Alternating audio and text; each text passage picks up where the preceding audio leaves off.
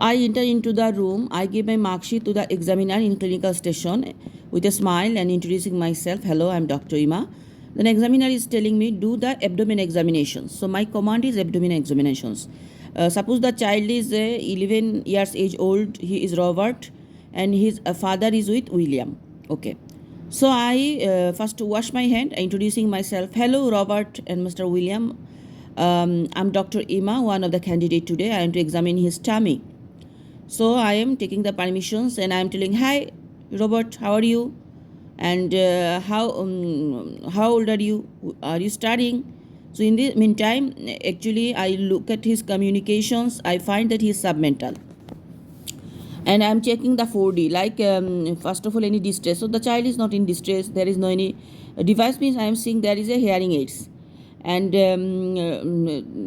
dysmorphic features, I find the child is short and obese, so much short and obese, and he has a facial feature is very coarse in the form of frontal bossing, depressed nasal bridge, then depressed prognathism. This is frontal bossing, depressed nasal bridge, prognathism, thick lip. So I understand. Then I go for the examination. Can you show me your hand? First hand, I see the anemia and jaundice. And also anemia, jaundice, I am seeing any pale or not, any scar mark on the hand or not, because the clinical feature is telling the child is maybe mucopolysaccharidosis. So carpal tunnel syndrome we know associated with that.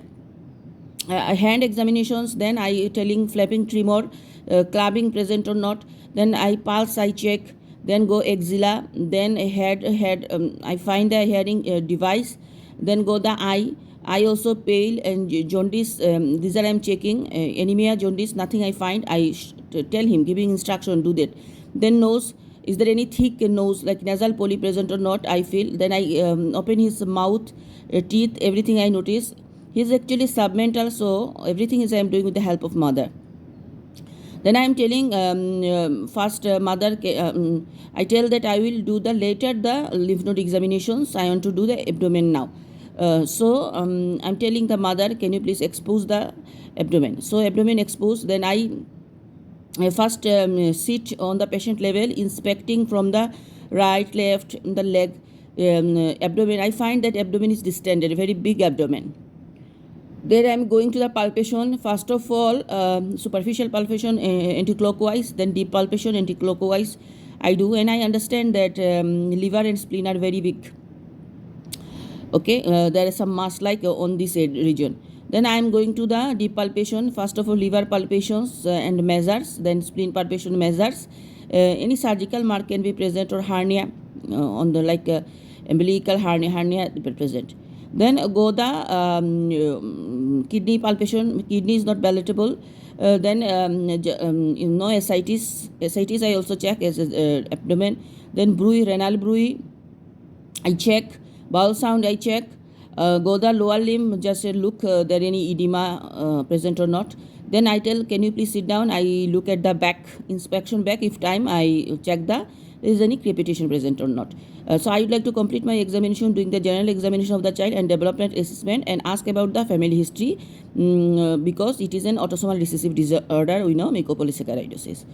So presenting today, I get the opportunity to examine Robert. He is an 11 years age old boy who is short, submental and obese. There is dysmorphic features, unusual features I find: frontal bossing, depressed nasal bridge, thick lip, prognathism. I find that the child has hepatomegaly and splenomegaly. He is short and he is submental. So putting together, I think it is a case of mucopolysaccharidosis. Okay, so what is the management? First of all, I take his history, revise his note, what investigation already done. Then I will do some investigations. The investigations I do, first of all, urine glucose aminoglycan, then NGMSA in WBC in genetic study.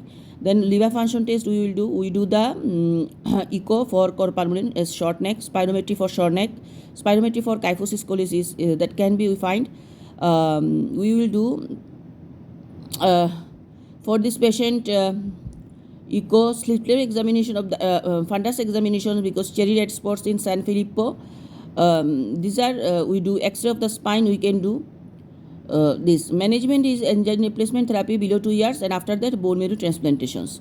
What are the complications of mucopolysaccharidosis? In cardiac cardiomyopathy, MSK atlantoaxial dislocations, neurohydrocephalus, restrictive lung disease, and respiratory. Indication of surgery in mucopolysaccharidosis is, I am telling, adenoidal polyp, corneal implant, BP shunt, these are. Then multidisciplinary team, I am involving metabolic, occupational therapist, orthopedic, physiotherapist, cardiologist, pulmonologist, liaise with the school, psychological support to the family, and advice about the genetic counseling. So this is all about mucopolysaccharidosis. It also comes on others. Thank you.